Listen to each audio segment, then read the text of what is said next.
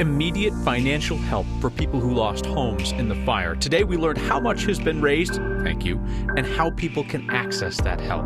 A look at the religious sect that owns property near where the fire started. The Stock Show gets a talking to from Denver's public health leaders for suggesting the Stock Show's going to ignore COVID-19 restrictions. The jail in Colorado that has an escape problem, even the sheriff admits it.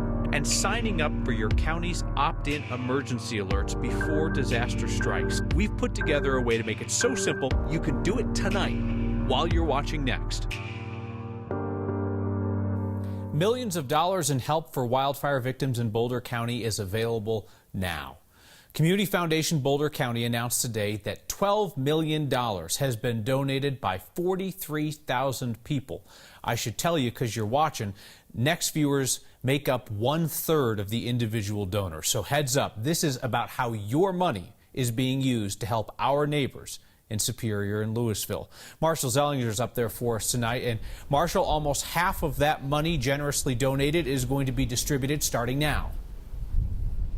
And money for the residents of the 991 homes that were destroyed in the Marshall fire, like the ones here in this neighborhood in Superior near Colton Road and Indiana. There's also money for the residents of the 127 homes that were damaged. I didn't get a clear answer for how you can get the money or how much any one person or family might be eligible to get, but to qualify, you need to go to the Disaster Assistance Center in Lafayette. On Sunday, our board approved a grant to Boulder County to begin immediately dispersing up to $5 million in direct financial assistance to those whose homes have been destroyed or damaged and are in financial need. The board also approved up to $500,000 in direct financial assistance to evacuees in need. Funds are being dispersed through the Disaster Assistance Center, as Gary mentioned, at 1755 South Public Road in Lafayette. We strongly encourage anyone affected to visit the DAC, regardless of whether you are in financial need or not. And the numbers are astonishing. 43,000 donations totaling $12 million, and nearly 15,000 Next viewers contributed $1.7 million of that using the Word of Thanks donations link. Now, people are being encouraged to take their time getting to that Disaster Assistance Center. They can go at their own pace, no need to rush. But I asked if this money is being allocated starting now.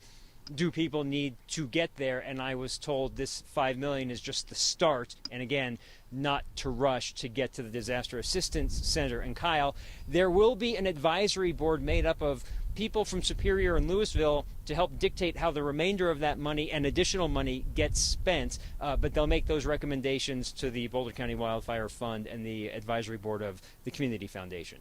This is very similar, Marshall, to how things worked with Community Foundation Boulder County following the King Super shooting. They knew that some of the money was going to go out the door right away. Some of the money was going to be held on to for medium and long-term needs at the advice of the community. And of course, the fundraising still continues because the need will be greater. And another astonishing fact, this is the 4th time they've had a fund like this in the last 2 years. Yeah. Yep. Fires, shooting, fires again. All right, Marshall, thank you. So today out at Highway 93 and Highway 170 near the point where the fire started, we saw investigators walking the edge of the burn area this afternoon. This is just south of the property where yesterday we showed you video of a shed seen burning, the property where fire investigators appear to be concentrating their time. Boulder County Sheriff acknowledged this week that the property connected to a religious sect is part of the Marshall Fire investigation. That group is called 12 Tribes. It's been the subject of scrutiny over the years. Here's Jeremy Hahola.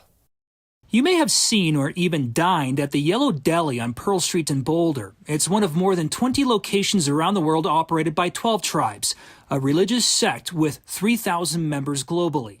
The group claims it lives in self-sustaining communities with a focus on a lifestyle that reflects the traditions of the early Christian church.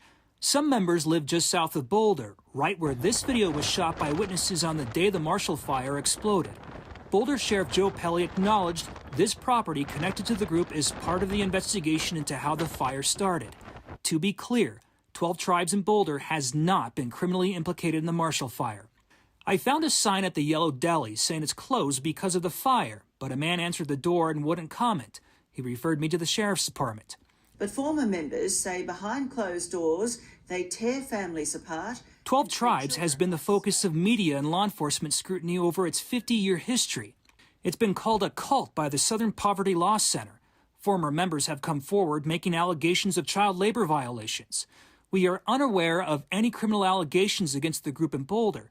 With the potential start of the destruction beginning on its property, the group is now even under more scrutiny. For Next, I'm Jeremy Hohola. People who lost their homes are beginning to reimagine what a neighborhood now wiped out might look like in the future once rebuilt.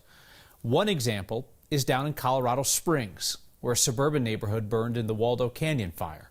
Our Steve Steger went there today. Winds like this used to be a trigger for the residents in the Mountain Shadows neighborhood, but then time passed. I wasn't terribly worried when it was windy just because I figured everything that was going to burn has already burned. Carla Albers This is our house. lost her home here when the Boulder Canyon fire raged nearly 10 years ago. You're not sleeping, you're displaced, you don't know what insurance is going to be like. She's been in the same spot people in Boulder County are in right now. It's going to be really bad today and next week and next month probably.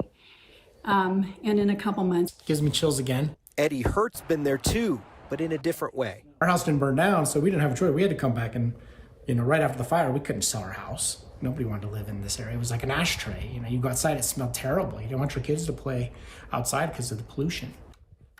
Eddie is on the board of the Mountain Shadows Neighborhood Association. His group and every group and government agency tasked with rebuilding sat down at the same table and met regularly with people in the fire zone.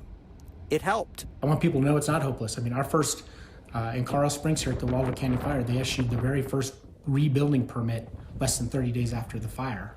Within a year, 90 homes were rebuilt. More than 100 more were under construction. Yes, I replaced a piano after the fire. Including Carla's. Within 2 years, people would come into the neighborhood and it's like there was a fire here. It is hard to tell there was a fire here, but for the memorial in the park and the occasional plot where someone didn't rebuild. Carla hopes the rebuilt homes here remind people of what's possible. You're going to think that it will never get better right now. It will. For Next, I'm Steve Steger. While Steve was with Eddie in Mountain Shadows today, got a call from somebody with the Coal Creek Neighborhood Association up in Boulder County asking for advice. Carla says she hopes that she can set up a support group for the Marshall Fire victims to share advice on how they can move forward.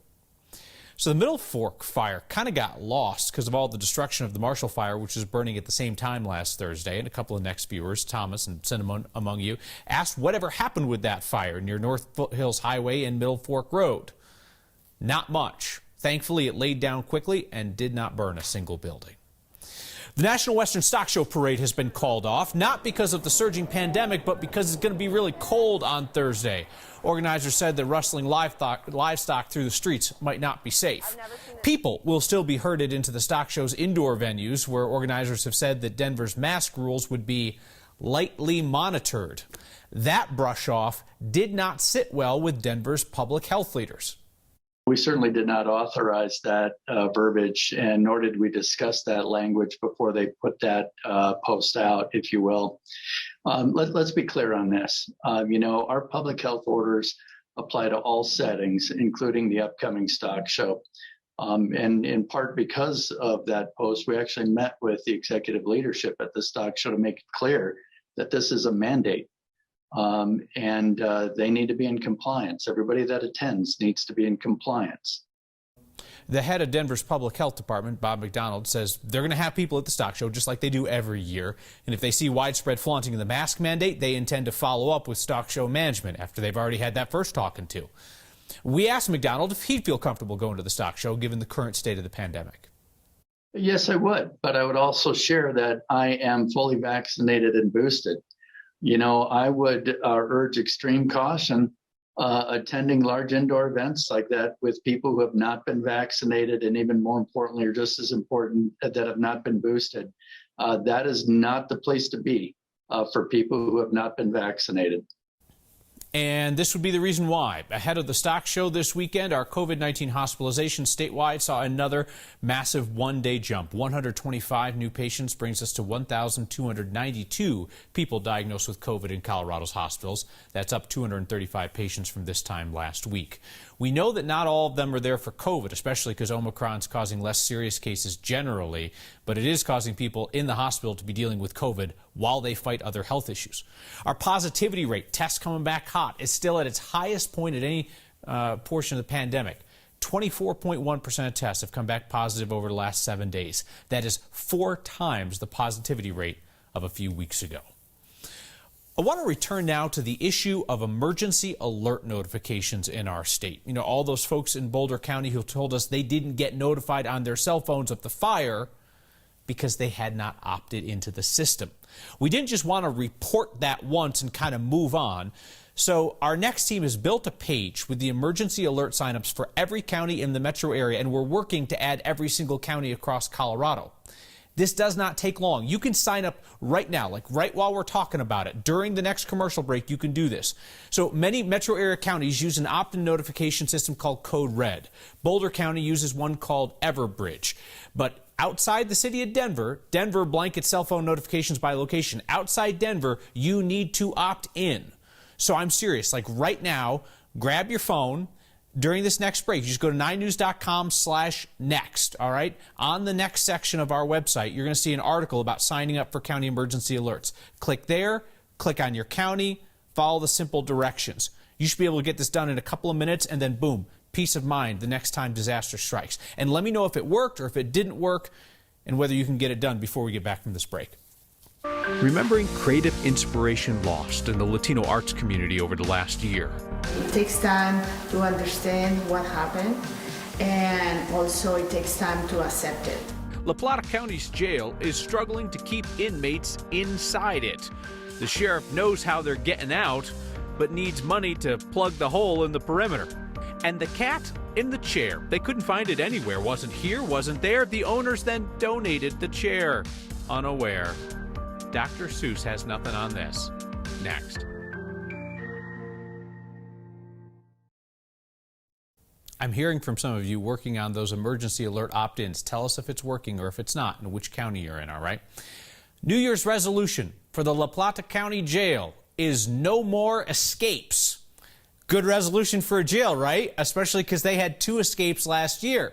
But the sheriff's office told us it doesn't really need a resolution, it needs funding to fix the issue that's letting people stroll out of their jail. So this is 22-year-old Elias Buck. Elias was being held at the La Plata County Jail on suspicion of motor vehicle theft. The smiley guy scaled a fence and escaped last Monday. Before Buck went wild, another inmate climbed a fence and vamoosed in September. He was caught the same day.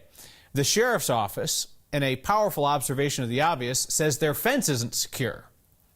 The 2022 budget includes cash to replace the fence. Now it's just a matter of how quickly that can be bid out and completed.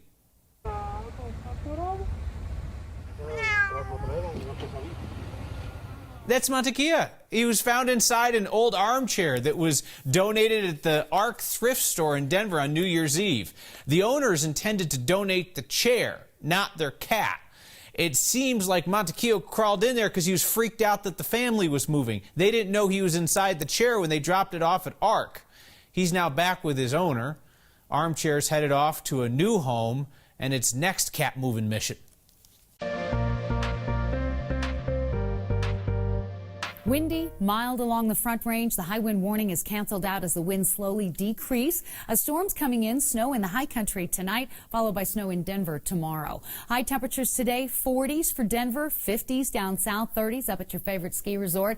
And speaking of ski resorts, this incoming storm combined with colder air to the north, we'll see 12 to 24 inches of snow from Steamboat down to Aspen, Copper, Vale, and Loveland. No advisories for snow in Denver. We're forecasting 2 to 4 inches starting 3 o'clock Wednesday, ending early on Thursday. But Thursday is going to be bitter cold. We'll see some heavier accumulation amounts along the Front Range foothills above 7,000 feet and what could be difficult travel late tomorrow night and Thursday due to overnight low temperatures in the single digits. 32 tomorrow, 29 your high on Thursday, a warming trend for the weekend, and a high of 48 for the football game on Saturday. We can become a stronger voice and a stronger group if we are able to work together. Colorado's Latino art community lost some artists it really loved in last year. Museo de las Americas is making sure their legacies and contributions carry on. That's next.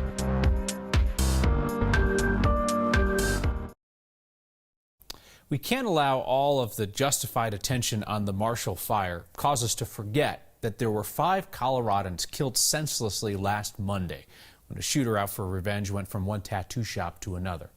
Museo de las Americas, a museum in the Santa Fe Arts District in Denver, has created an altar to remember Alicia Cardenas and Alyssa Gunn Maldonado, along with 2 other Latino artists lost by that community in the last year.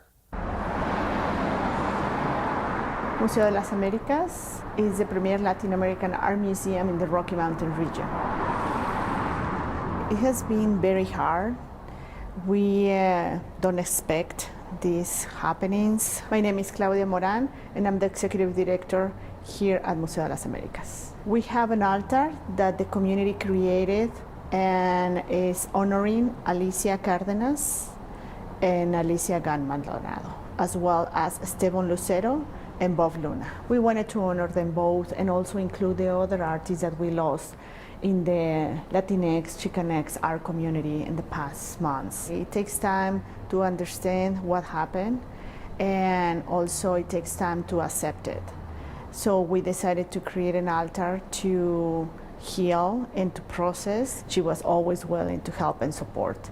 And she knew that Museo is like a platform where her message could be spread out. Later on, she became part of the show.